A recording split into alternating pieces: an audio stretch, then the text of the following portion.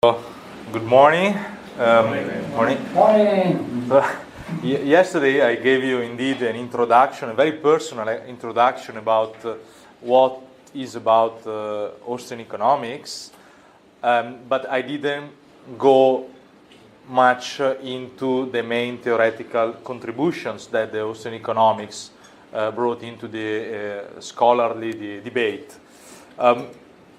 I mostly focus on what does it mean to be an economist following an Austrian perspective. So what's the task entrusted to economists? And I hope that you found it as something that might be, as Daniel just said, relevant for your life or an interesting perspective for a career eventually, even if it's a very difficult career, which even myself I abandoned. Just to give you a little bit of a historical approach, yesterday I mentioned that the first book that is considered as the starting point of the Austrian School of Economics is Principles of Economics, or the German title by Carmelo Grundsätze der Volkswirtschaftslehre, published in 1871. Usually this book is considered one of the books starting the so-called subjective revolution, together with two other books, one published in England by William Stanley Jevons and one published in Switzerland by Leon Warras. Okay? Why we talk at a certain point in the history of economic thought about a subjective revolution? Actually, the meaning, the textbook meaning attached to this is very limited.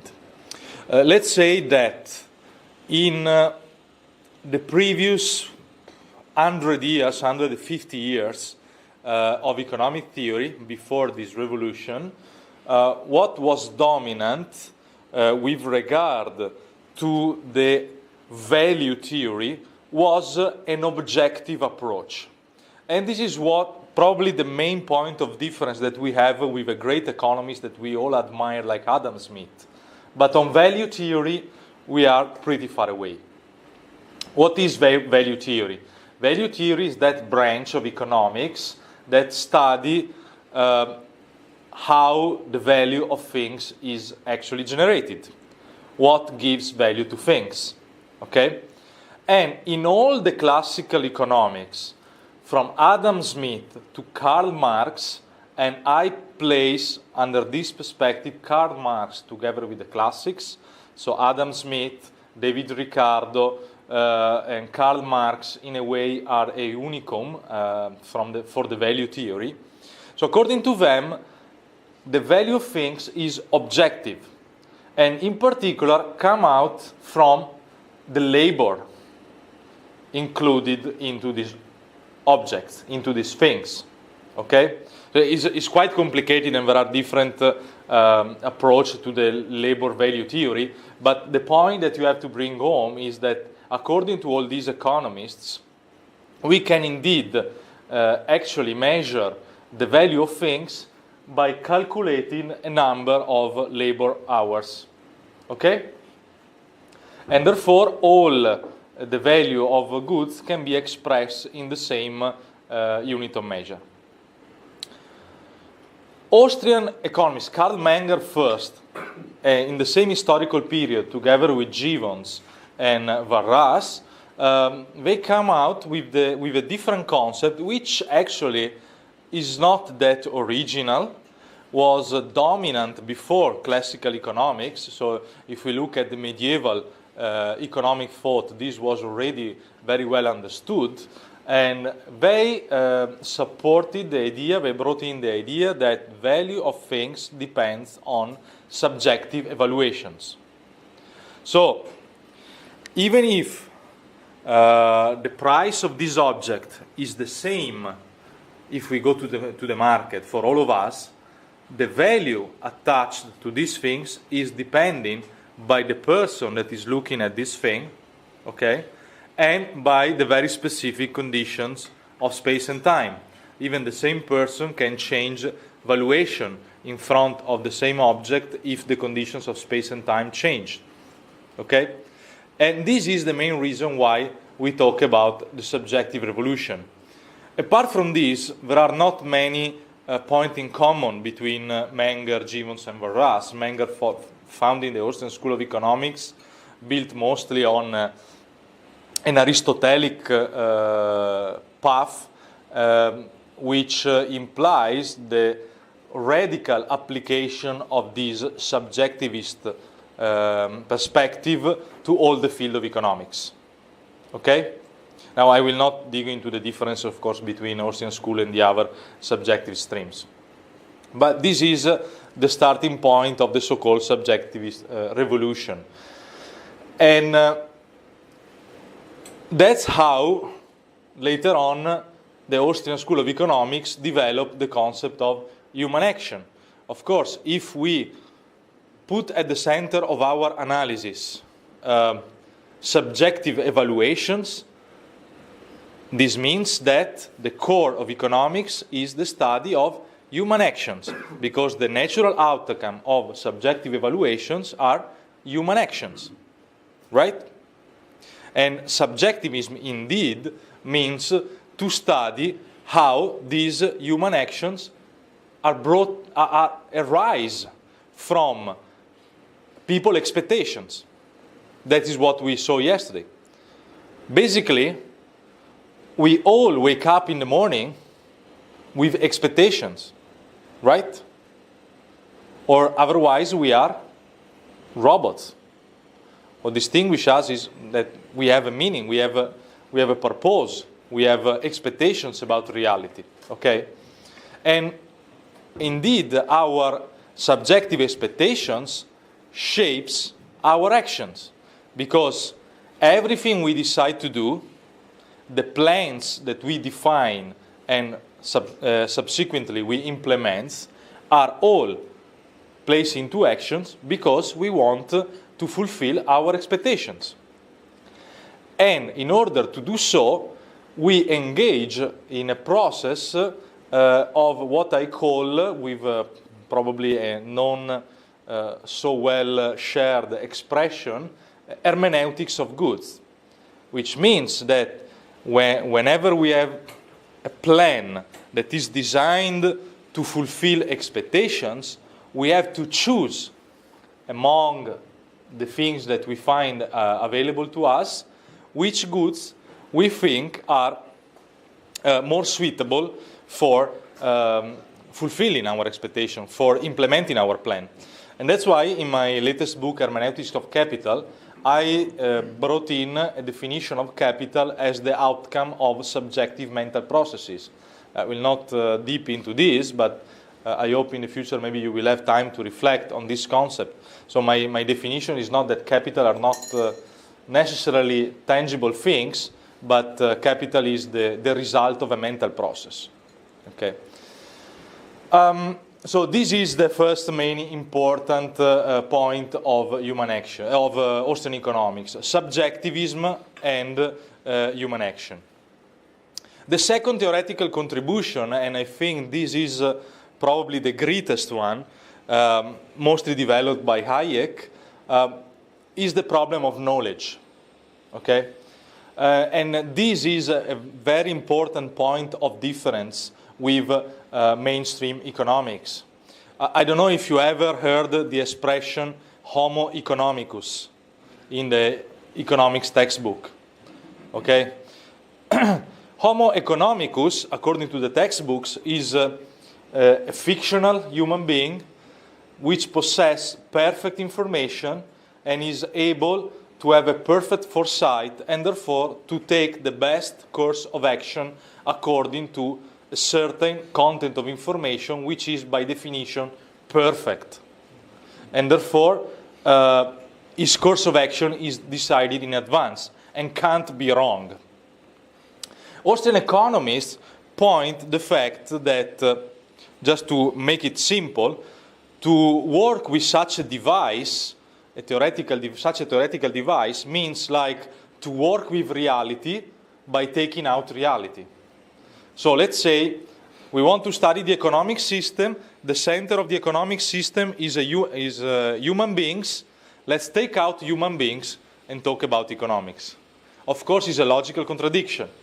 And all the analysis that will come out of that fictional process will be, in a way, unable to explain the very true nature of reality.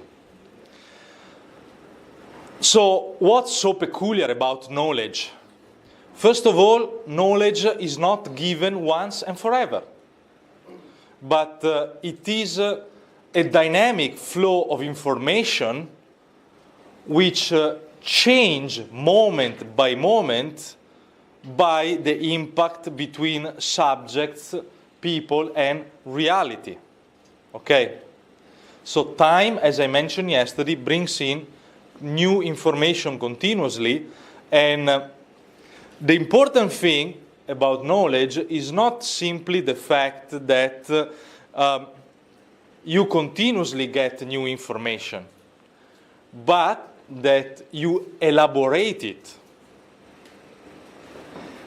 As I mentioned yesterday, together with information, we must consider the interpretation processes going on in our minds toward that bit of information. Are you following me? Your face looks a little bit too philosophical.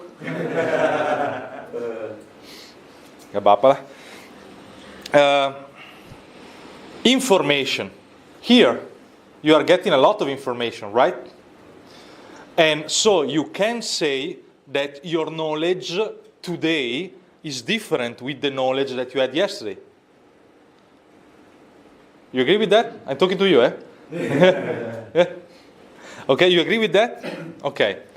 But also her got some information yesterday, and therefore the knowledge that she possessed yesterday is different from the knowledge that she possessed today. Right? Do you agree? Okay. But the way in which your two knowledges changed is different. Why is it that? You got the same piece of information. You listen to Daniel, you listen to me, you listen to Chris, to Tom, etc., etc. But what makes difference? Your brain. The way in which you are perceiving, interpreting, absorbing, elaborating the flow of information that came in via these lecturers is different in each of you. Because you might say, okay, economics is interesting, I want to become an economist after this. And she might say, oh my God, what's all about this? Please let me become what you want, a biologist. Please, I don't want to hear about these things anymore. Or he can say, oh my God, these are all a bunch of liberals, I want to be a socialist. I mean, so we have a failure of our mission. So in front of the same content of information, objectively, you were all in the same room and you listen to the same things. You were. Yeah, I just came up, or an example came to my mind, if you allow me. Yeah. So imagine that whoever, say Haikal, were to give a presentation here in Bahasa. It would be the same information for everyone, right? Yet I wouldn't understand a word. I mean, the knowledge that I get from it is close to zero, and it's very different for every one of you. So yeah. I think that's, I mean, maybe a more stark point or example to make the same point. Yeah. So the way in which your knowledge evolves in front of new information is mediated by your perception, by your interpretation, by your understanding of things. Okay? Clear now? More clear? Good. And another very peculiar aspect of this knowledge that is continuously evolving inside your mind is that it is, in a way, tacit. Tacit means cannot be easily transmitted. You are not going on communicating it continuously. You are not going around showing on a piece of paper how your knowledge is evolving. It's part of your experience. Okay, it's an accumulated experience that is reflected in your future behavior, right? And of course, the continuous change of information allow us to judge if our plans are successful or not, and eventually bring in revision of plans, because our expectation change, our consciousness about our success or failure is changing, and therefore we are constantly engaged with plans revisions. Remember the example that I did yesterday about Haikal dating a girl. But, as I mentioned yesterday, this kind of revision can be done only over the time, in time, when the process of acquiring information is ongoing. So we cannot say ex ante how the course of action will going to end. Of course, in example, we set up a business. We do it because we hope and we believe that our strategy for that business will bring us a profit, right? But our expectation for a profit is not a guarantee of profit. That's why we have business failures, right? Then, third point, strictly related with this, prices. What are prices? What are prices?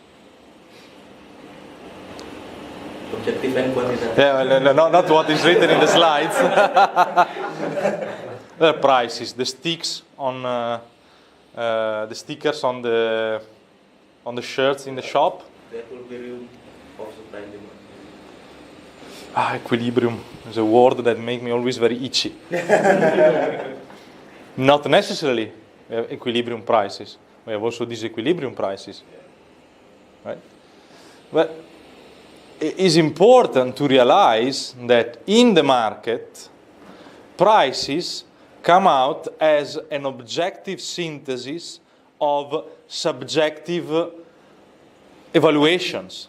So they are the result of the interaction between our individual preferences and expectations. So, of course, when a business owner is introducing a product into the market, he tries to set up a price that will allow him to cover his costs, subjectively perceived, and to have an extra profit, right? This is normal. But in the moment in which he goes in the market, the amount, the quantity of the products that will be bought by the consumers will tell him if that price is adequate or not. Because if the quantity purchased is not enough for him to cover the investment, the production cost, and etc., and make a profit, then he will have to reconsider his plan. He will have to think, I have to either reduce the price or either to change my production plan or either better do something else. Yeah? In example, if you open a only pork restaurant in a very highly Muslim area, most probably you will have to revise your plan because the number of customers will not allow to cover the costs. Yeah? But looking at price in this way, we have to recognize how they are signals. Okay? If a price stays at a certain level in a certain market, allowing enough consumers to be happy to make for the producer a profit, this is telling us that probably the price is adequate. So, price are signal, are information wrapped into a signal and conveyed via the market. So prices are not simply numbers, but are communicating us our preferences. Okay? So if, how much is the iPhone in Indonesia? Don't look at the hair in the egg, but 24 million. 20 million for the news. 20 millions. So if the iPhone can stay at 20 millions in the market, it means that enough Indonesians evaluate that 20 millions and the value given by the iPhone more than the alternatives given by that iPhone. Maybe you don't eat for 3 weeks, but you have an iPhone. And you are happy about that. Perfectly for an economist, it's perfectly fine. If you prefer to phone rather than eating, it's your problem. It's a good diet, probably. Okay. Fourth point, which is also very important and significant. Market. Market as a discovery process. What does it mean? Market is the place where informations are exchanged and price arise. And therefore, because of the information channeled via prices and via our choices in the market, market is that place where we can indeed discover each other. Okay? Discover our tastes, our preferences. Producer can discover what consumer wants. And consumer can discover that maybe there are products that they never thought about. Okay? Like iPhones. Okay? Or like, I don't know, like good, when I show my wife good Italian restaurants that were better than McDonald's. Okay? It was a discovery. And therefore, and this is the reason why I believe that to talk about market failure is a nonsense, because there doesn't exist such a category. Market is a spontaneous order. Okay? The outcome of the market is not decided by anybody. We interact. Okay? We all interact. We create exchange. We do exchange when we believe that our terms of exchange are mutually beneficial, right? And by doing so, we create unintended consequences. What does it mean? In the end, when you go and buy your iPhone, you simply want to satisfy your need to have a phone, to watch videos, to make phone calls, to send WhatsApp and everything. But indirectly, you are allowing workers of the Apple to get a salary. And you are allowing McDonald's employees to keep their job because the Apple employees, they go for their lunch break to McDonald's. Okay? But you don't care about this. You don't make all these passages in your mind when you're going to buy an iPhone, right? Otherwise, you'd stay in the shop for 12 hours thinking about all the unintended consequences. But these unintended consequences are there. And it's the task of the economist to show that there are unintended consequences that are beyond the intentional outcomes of the market participants.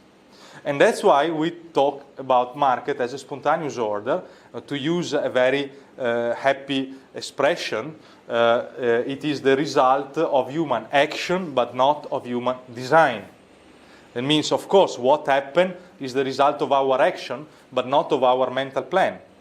We don't decide about the McDonald's workers in the US when we buy our iPhone.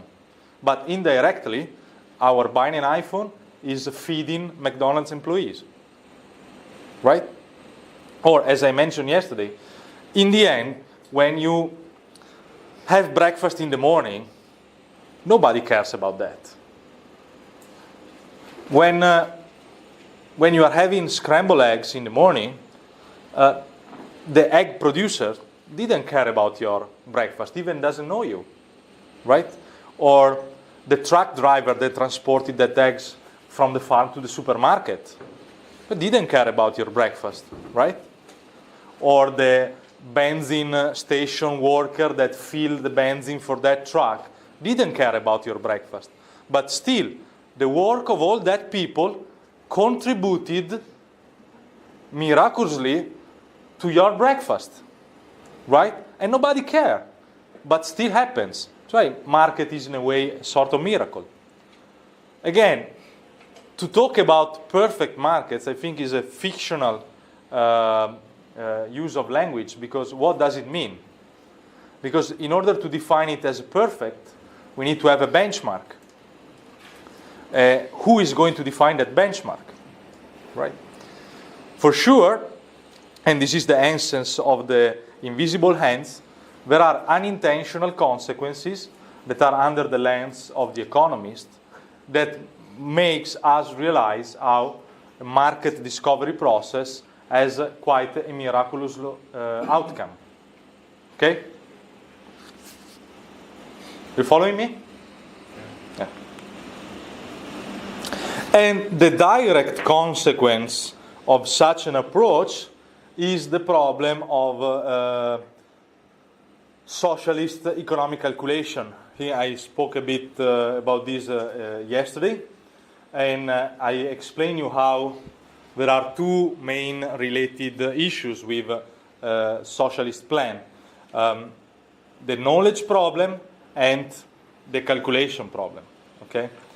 So, the main problem regarding calculation is that in a central planned economy, there are no markets. If there are markets, there are no prices, and if there are no prices, we cannot compare profit and loss, because we don't have a unit of measure in order to evaluate costs and proceeds. And if we don't have that, how can we know if our course of action is successful or not? This is the main essence of the Mises' contribution to the socialist economic calculation debate in 1920, 1922. But then, again, this is strictly related with the information problem, the knowledge problem, because markets generate prices via information exchange. And the nature of information that we just analyzed is as such that cannot be, in a certain moment, controlled by a central authority. And even if it would be possible, okay, in a very specific moment for a central planner to gather all the necessary information to implement a sound plan, the moment in which that very plan is implemented, the information is already changed because of the flow of time. And therefore, that plan becomes already outdated. So this is breaking one of the main critics that Mises received. That was, in the end, is a problem of having a computer powerful enough, an instrument, a calculus instrument powerful enough to elaborate a huge amount of information to make that plan possible. But Mises answered, no, this is not the problem, because even if we would be able to have that machine, and probably nowadays after 100 years we have those machines, still we cannot gather the information. So it's not a matter only of elaborating them, we can't gather, and even if we can gather them, they will change in the very moment after the plan is implemented. So supercomputers will not solve the calculation problem. And that's why, according to the Austrian School of Economics, any attempt of centrally controlling economy is destined to fail. This doesn't mean that Austrian economists believe that market will bring out an outcome that can be compared with what neoclassical economists call perfect equilibrium. Absolutely no. But Austrian economists believe that the outcome coming from the market will guarantee a higher satisfaction on needs than the outcome coming out from central planning. And this does not mean that there will be no mistakes. In fact, even in a free market, there are companies cracking down, right? But if the market is actually free, it is possible to adjust our choices to change our course of action when we realize that we are doing a mistake. What happened with central planning instead is that the ruling, the controlling, the manipulation process implemented by government is hiding that mistakes are actually committed, and therefore the readjustment process is not possible. So, under this perspective, Austrian economists, rather than equilibrium like the neoclassical economists, like to talk about plan coordination. So, market system, market process is that system that allows us to make our plans more mutually consistent. If I'm a consumer and he is a supplier and he is supplying nasi ayam, but I want pizza, in the market we meet and I tell I want pizza, and if he wants to stay in the market, he needs to stop to produce nasi ayam and make pizza because I'm his only customer. And so he has to make me happy if he wants to make a profit. But if we have a government that is telling, no, because we believe that only nasi ayam is good for the people, and we have to do nasi ayam, nasi ayam, nasi ayam, I will be unsatisfied, and he will be not profitable. So everybody will lose. So for sure, he will have to close down first in the market his shop of nasi ayam and learn how to make pizza. But in the market, he is free to discover that he would be more profitable by doing pizza rather than doing nasi ayam. But if the government instead, for social reasons, consider nasi ayam the only healthy food, and therefore pizza can't be eaten, then everybody will be unhappy. And the uncoordination will not be discovered, because the outcome will be decided by the central authority. So, in the market, we can go through an adjustment process that helps us to discover each other and make our plan more mutually consistent. Maybe I will eat pizza with ayam. No, please. Yeah. This is only in Southeast Asia and the Americans that eat this kind of rubbish. Right? Right, Chris? Yeah.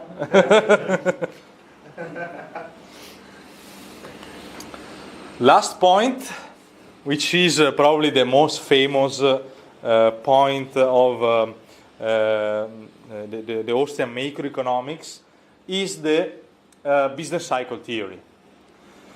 On this, we might think about talk for 3 hours, so I will try to explain it in a nutshell. First of all, Austrian economists have a very different approach to interest rate, okay, compared with mainstream economists. What is interest rate? You know already, no?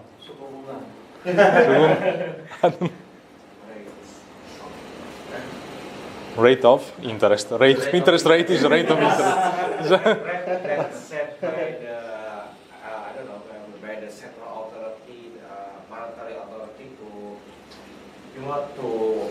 to stimulate maybe like to stimulate production of credit or money or something like that. But if we say that the interest rate is 6%, what does it mean? That means it's like a ceiling price, you know. So the banks or another financial institution cannot set their own interest rate above the But 6%. in a nutshell, means that if you get 100, you have to give back 106. Yeah. But no, okay, no, don't go into inter. You guys went way too far in my Yeah, opinion. conceptually speaking, I think yeah, we interest all. rate is just a form of compensation, in my opinion. I think you want to address the micro level first, right? You want to speak about how individuals tend to value goods that they can have now more than those they have in the future. So yeah, that's where I want to arrive. That's where I want to go. But the common perception about interest rate, and this is also the way in which usually is presented on textbook, is that is in a way price that we pay when we borrow money, right? And this was even before central banking.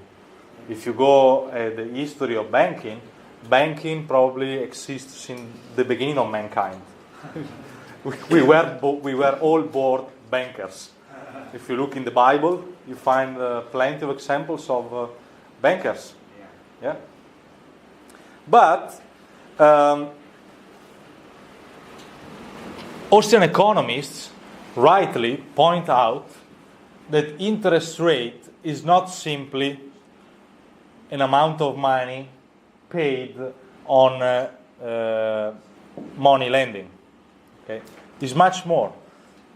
And they use the expression, it is the measure of the intertemporal structure of preferences. What does it mean?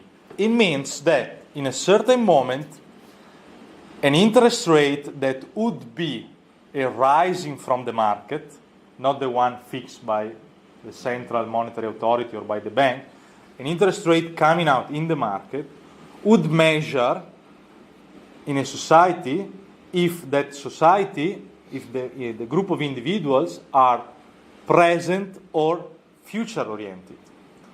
So if they evaluate more present goods rather than future goods. What does it mean to evaluate more present goods? So to have a low high time preference. Means that, in example, you spend most of your income today going clubbing rather than saving for buying a house in the future, right? This is not a moral judgment. Yeah, it's a matter of fact. In a certain moment, certain individuals, okay, are more present-oriented and others are more future-oriented. Okay, this is perfectly fine. And as all prices, at a certain point, the market come out with a synthetic evaluation, right?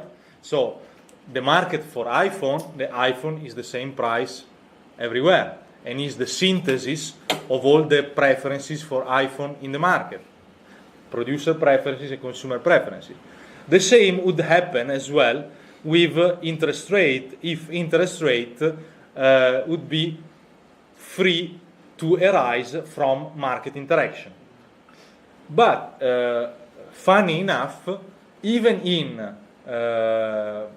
economies that believe in free market, this is a price which is never decided by the market. Because we have, indeed, central banks fixing a benchmark for that, a minimum or a maximum.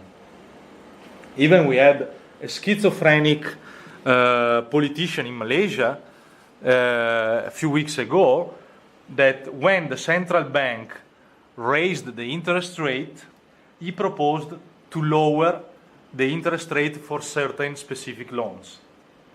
So that would be that in the market, at a certain point, there would exist two different signals, making consumers, of course, very much confused. And anyway, none of these would arise from the interaction between supply and demand, but from two different authorities, the monetary authority and the political authority. So this is sometimes, the politics can be very fun. Why I spoke so much about interest rate? Because even if I don't agree so much on this point with the traditional version of the Austrian school, but for the orthodox Austrians, monetary manipulation that specifically nowadays happen via playing with the interest rate is the main source of business cycles, because it generates, and this is very key because even among many Austrians this is not clear, not overinvestment, but malinvestment, which means not too many investment in a certain industry, but investments in the wrong direction. Okay? So, in a way, Austrian economists talk about a unilateral modification of the intertemporal structure of the preferences generated by monetary manipulation that change the structure of capital and generate business cycles. To make a very long story short. But to explain it in a way that you can also understand and not only listen, it works like this. We have, usually we distinguish, and we all learn this from Marx, we distinguish in a synthetic way between markets for consumer goods and markets for long-term investment project, capital goods. Okay? It means consumer goods, the food, the clothes. Okay? And then we have different stage of productions, okay, that goes from the immediate consumption to long-term investment projects like housing, like factories, plantation, and etc., etc. Okay? At a certain point, people has a preference, okay, for consumer goods rather than production goods, okay. So let's say that for whatever reason, the society become more future-oriented, okay. How can it happen that the society become more future-oriented? And how this is reflected in the interest rate? We can have the consumers that becomes more future-oriented, right? What it means that consumers become more future-oriented? Practically speaking, if you become more future-oriented, what do? I'm saving. You stop clubbing and start saving. That's not a concept known in Indonesia. Or you go home, or you go home early before the club closes. Yeah. So you can be in the... Okay. And in the other side of the coin, instead, if investors become more future-oriented, they start to ask money for long-term investment project. Okay. This is usually a process driven by expectations.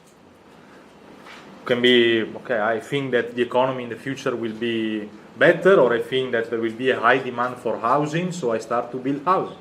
Or people that become more saving oriented, maybe because they start to think that in the future the life will be tougher and they want to save more. Okay, this is part of our mental process, the hermeneutical processes that we discussed yesterday. If the interest rate would be free to arise from market interaction, what would happen? In the first case, Halfi start to save more, so he brings more money to the bank. What happened to the interest rate in the free market? When I put my money, the rates will be going high. Why? Because the bank has accumulated some capital for they can use my money to So there is more supply, more supply, and so when there is more supply, the price or the price going down. Okay. These are the future economists of Indonesia. They disregard the law of supply and demand. I got lost. Okay, sorry. So we have consumers that are more future-oriented, but investors not yet blown.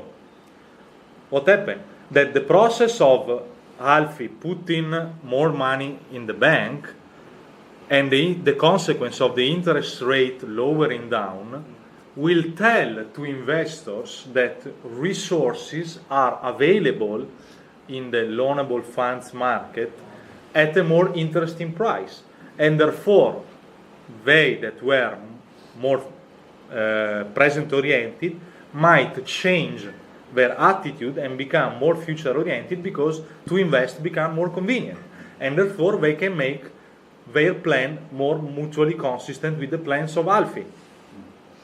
Right? One extra point to that is that you've given a signal that you're going to be present for future consumption. Yes. Which sort of supplements that. So it's not only the cost that's lower to them, but also the expectation that you'll be there as a consumer. Yeah. Opposite case, we have the consumers that are still present oriented, and the investors that, because of profit expectations, become more future oriented, and they want to invest. So they go to the bank and start to ask for money. Okay? And if they ask for more money, what happened to the interest rate? The price will be going up. Going up because there is more demand, Yeah. right? So the interest rate goes up, and this will attract consumers to save more because the bank is paying more interest, and therefore this will help the plan of investors to become more consistent with the plans of consumers. Okay. This if we were in a scenario where the interest rate arise in the market, and therefore mutual coordination of plans can actually happen. According to Austrian economists, and I personally don't agree 100%, but I cannot. You can read my books if you want to understand why I don't agree on this. But in this scenario, a boom and bust cycle does not arise. They will call about sustainable development, sustainable growth, sustainable boom. Okay? A boom that will not be followed by a bust. Okay? So, why instead there is a problem, according to Austrian economists, with monetary manipulation? Because let's say that, okay, there is an interest rate that, because of a miracle, is set at an equilibrium level, and the central bank decide to lower it artificially without a change in the structure, intertemporal structure of preferences. Okay? So, by lowering the interest rate, the central bank is telling to investors that there are resources available for loanable funds, so attract them toward asking for more money for long-term investment projects. But these money are not really available. It's a fiction, right? But in a way, so it happens that investors will base their decisions on a wrong signal, a signal that doesn't reflect the intertemporal structure of preferences. Okay? And they will start to invest more money because it becomes convenient to change their production structure from consumption good into investment goods. Okay? And how can they do so? First of all, they need to borrow capital, and then they need to attract workers, right? And how can they attract workers? So, attracting workers means to bring people into the job market, people that were previously unemployed, or take people from other industries. So, in a way, we have a push on wages. Or more people are working, or the same people are getting high salaries. So, in the very moment in which producers are directing their resources toward long-term investment projects by hiring new people, buying new production factors, and etc., they are creating wealth for people who becomes consumers, right? And consumers, new consumers or richer consumers, means a higher pressure on consumption goods. And this is the phenomenon that Hayek called the forced saving. Because producers are directing their production efforts toward long-term investment projects, but new and old consumers are interested in consumption goods. But consumption goods are not available because producers are doing something else, right? And this is what a great Marxist economist, I have sympathy for some good Marxist economists, called Mikhail Tugan-Baranovsky, that was killed by the other communists that didn't agree with this version of communism, called disproportionality. Because we had the production oriented in a certain direction and the demand oriented in a different direction. Okay? So this is the first source of critical element that arise in the market via monetary manipulation.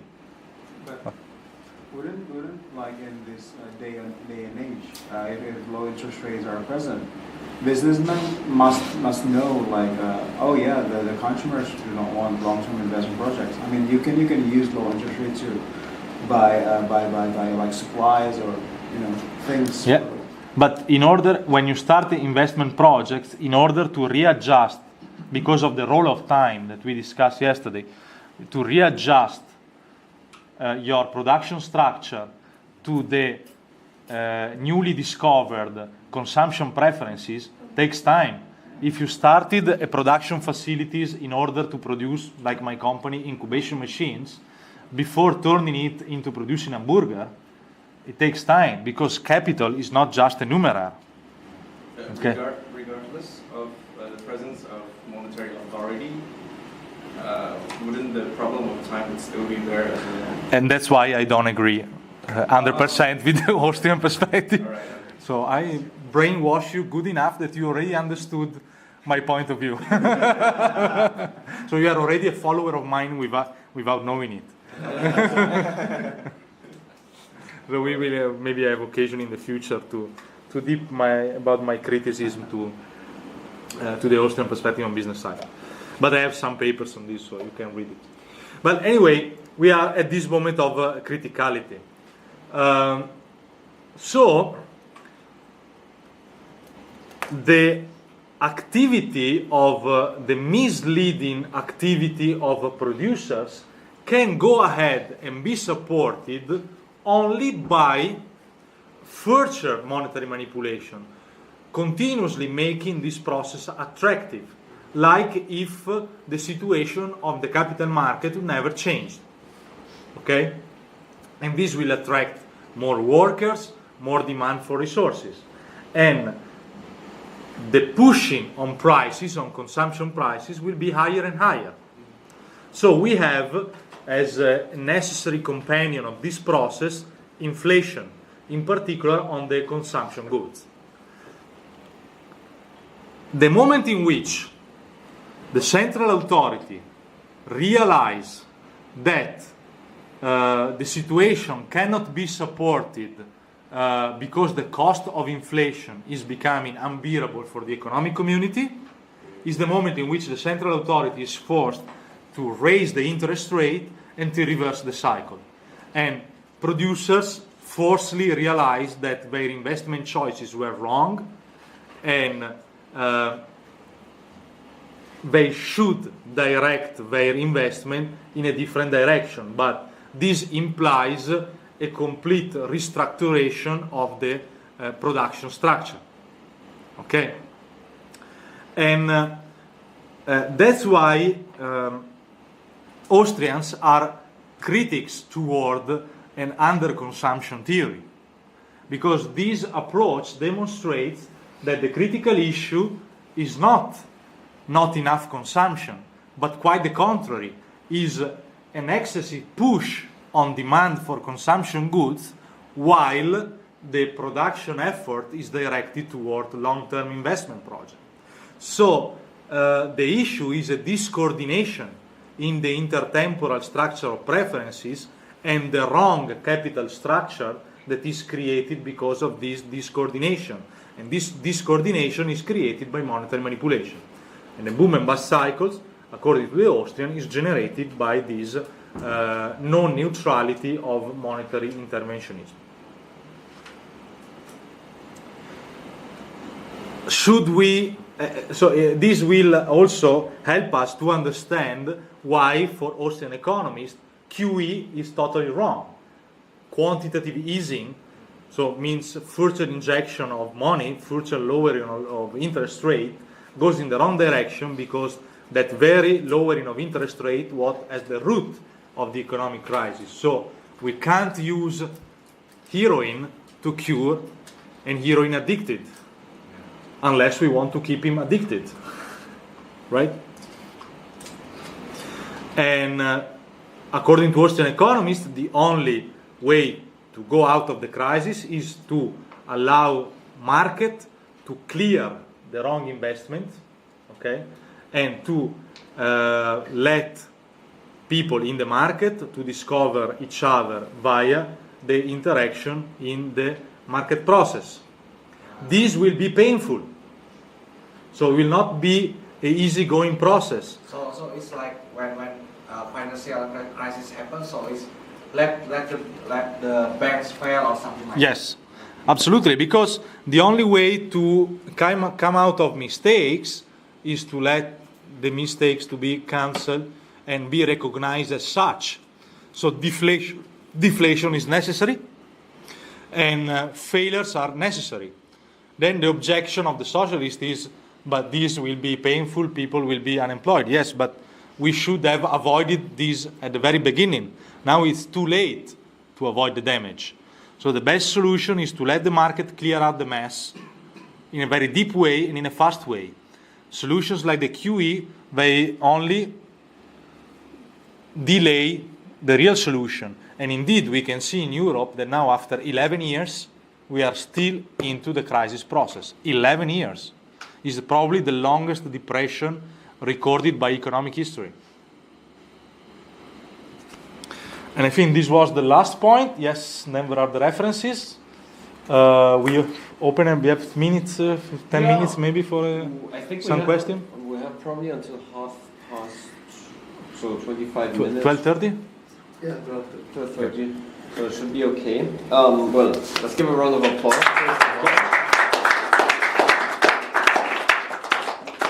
And yeah, I'll see if you have some open questions already. Otherwise, I'll try to go through the points a bit to see if we understood what Carmelo was telling us.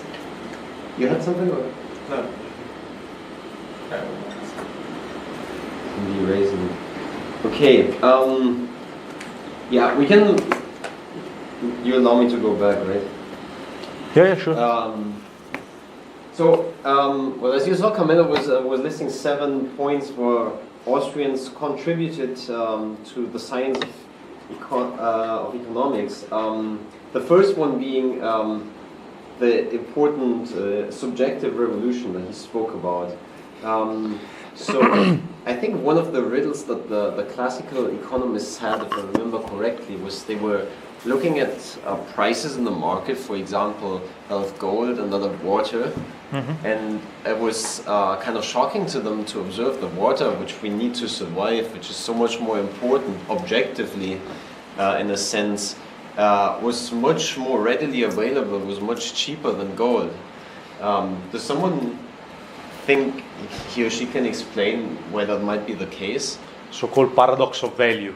Yeah. It's called paradox of value. Why water that is so high evaluated in use is so cheap, while gold or diamonds that are pretty useless themselves are so expensive?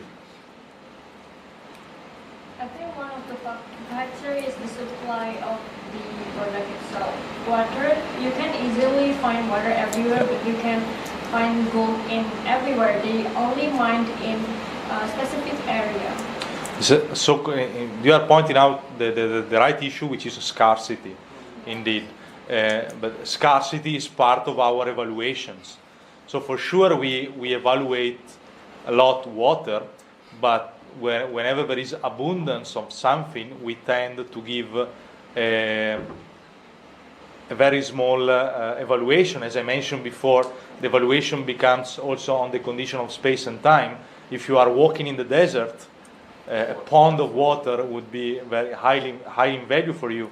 But if you are living in an archipelago, probably the value you attach to that is very low. And this was a puzzle, as Daniel mentioned, for the classical economists, also because there is also this cannot be explained with the labor value theory. Yeah, so that is the point about subjectivism. The second issue he raises is the problem of knowledge, and I just want to go back to this again. As we've been seeing over the last, let's say, 50 years or so, computing machines, they grow vastly more powerful. They can process a lot more data, and so it might seem that the argument that information is local might no longer be valid. So, for example, while it was true 100 years ago that I had had probably a little ways of knowing, had I been alive, what was going on today in New Mexico, say, nowadays I can just go online, figure it out pretty easily, right? So as the world gets more interconnected with the internet, as more powerful calculus machines come up, doesn't that somehow make the claim less strong? And if we think of in terms of artificial intelligence and whatnot, do you think we can maybe overcome this knowledge problem and can at some point be able to plan things through? On the science, artificial intelligence would be able to do that certainly, but I don't think we'll ever be at that point. Because what I want to share is, I come from an entrepreneurial background, right? I was active in the entrepreneurial community, and the one thing that they always they always emphasize is the importance of hearing with your ears from the ground, and hearing what other people are doing, hearing what this IA official, B official is doing, hearing what this trader is doing, hearing the prices on the ground. And those are really important information that you cannot even get that in trade magazines. You cannot even get that. You can only get that by hearsays. You can only get that by really listening to what people are saying, really looking closely. And in those opportunities, you can make profit. You can make money. You can make opportunities. And those are like only 1 day, 2 day time period where you can be active on that opportunity. So I think in the entrepreneur sense, it will never be that assertion will never be wrong in a sense.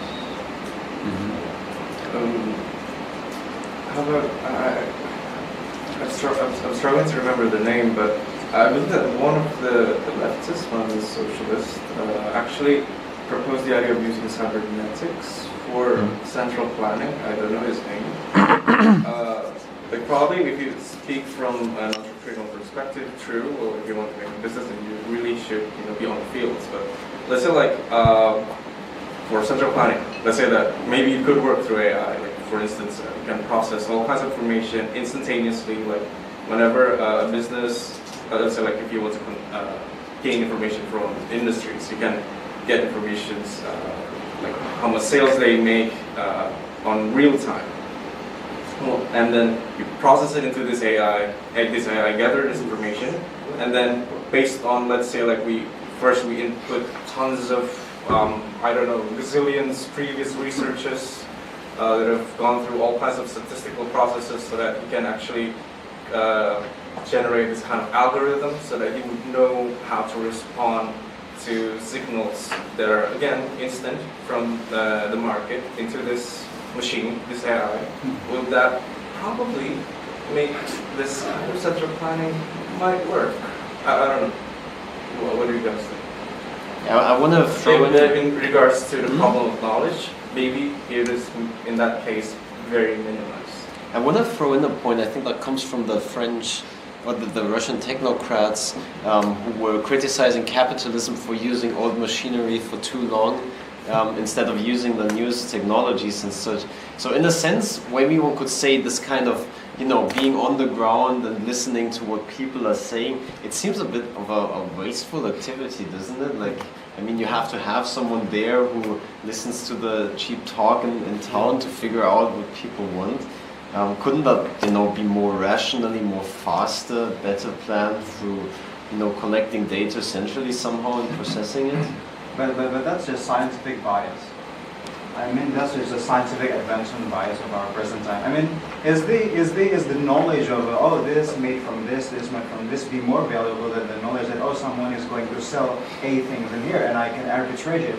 I can sell it to any 1 kilometer there for a higher price. The value of knowledge in that two things, one temporal and one atemporal, is, I don't think its value is like different or one higher than another, right? And also, I think about our brain cannot really be scanned. I mean, yet. Yeah. Yet, I don't think our brain can really be scanned yet. What is it? If you want to really make a perfect AI or like a sufficiently calculated AI to really satisfy our needs, we have to give up our privacy, the privacy of our mind. Yeah. And that I don't think anyone would want that even in the future. And if we don't want to give up that privacy, that means and secrets also are something that can be leveraged quite effectively to gain power, to gain, salaries, etc. The important thing is that the point of Austrian schools on this is that the problem with knowledge and information is not processing them, that we might reach the level in which this information can actually be processed and conveyed into a rational plan. But information is first need to be collected, as he pointed out. And the nature of information of being dispersed and tacit makes almost impossible to gather. Second is that it is always changing. So even if by miracle you would be able to gather with a snapshot all the world information in a second, the second after this information is already old, is already outdated. And this is the typical Austrian argument. I would add another argument, which is more Schumpeterian argument. Schumpeter was an Austrian economist, but not a member of the Austrian School of Economics. Was even quite in contradiction with them. Sometimes there are also personal issues. He was appointed once as a professor in Bonn, stealing the position to Mises, and Mises didn't take it well. So they were almost in the same age, so there was some personal conflict. Anyway, Schumpeter, yesterday Tom Palmer mentioned his name talking about creative destruction, which was an idea that he copied from Werner Sombart. But Schumpeter was able to speak English, Sombart no. So if we would work only with a central plan, we would abolish innovation.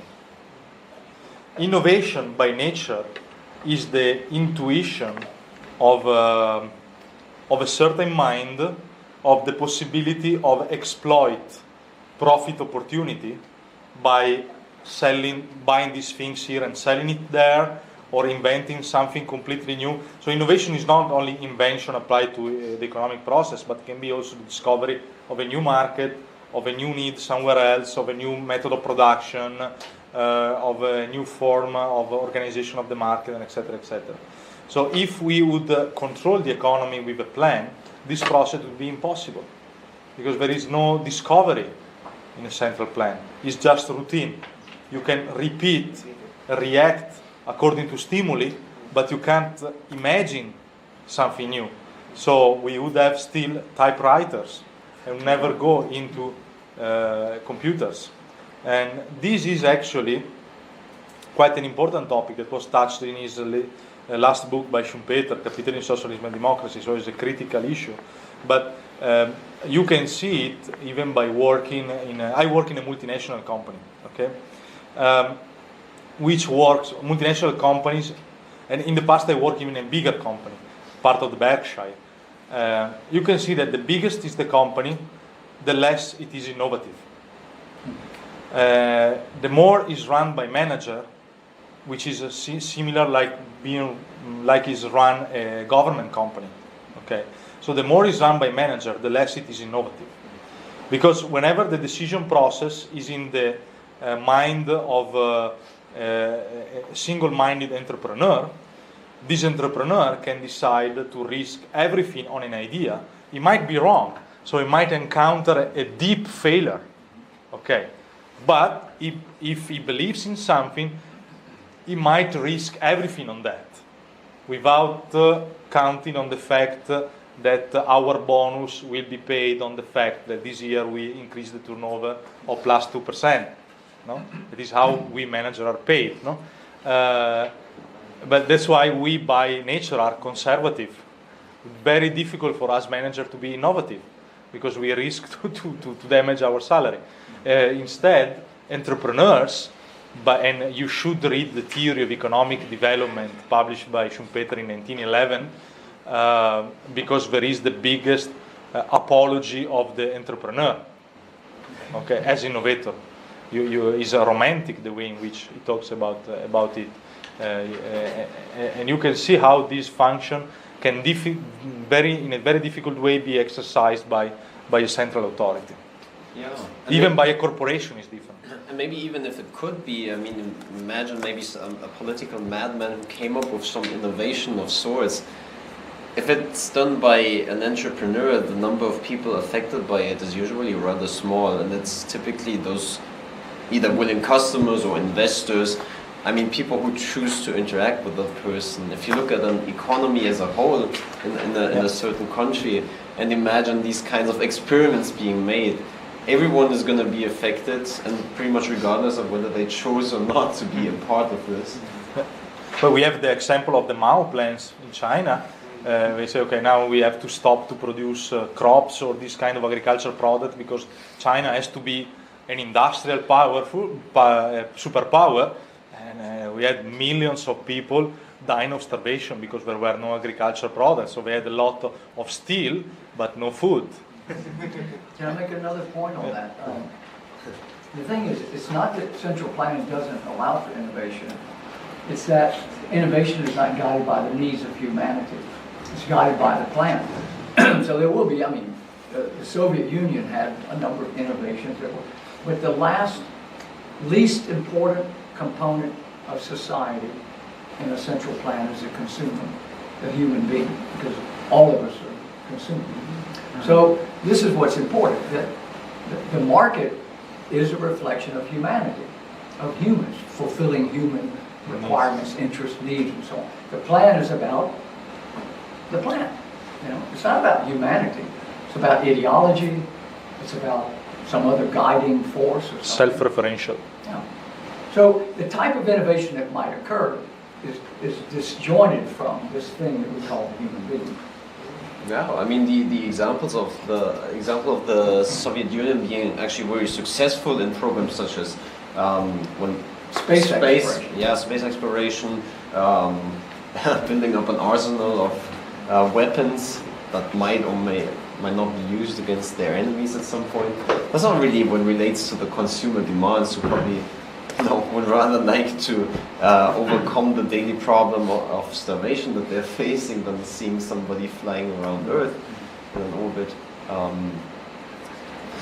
Maybe we might close the session with the video Fear the Boom and the Bust. You know that video on YouTube? I do not, but I can put it up. So just to give a very simple explanation of the Austrian theory of business cycle with a rap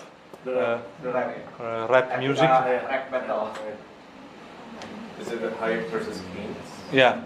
Oh yeah, what's that? That's fun. It's nice. Yeah. I will try to get some The boom and bust. But